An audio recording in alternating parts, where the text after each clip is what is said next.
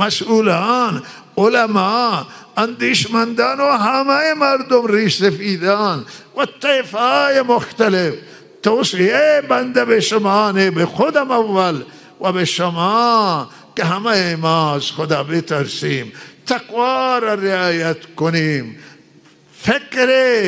فکر مردم را داشته باشیم، درد مردم را داشته باشیم، مردمی فکر بکنیم، برای خدا فکر کنیم، فکر برای مردم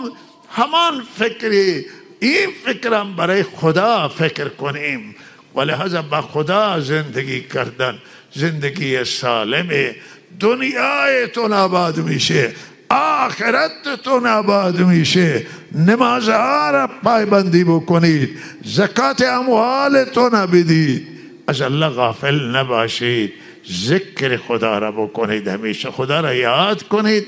گناه نکنید، شما الله را اطاعت کنید، با خدا زندگی کردید.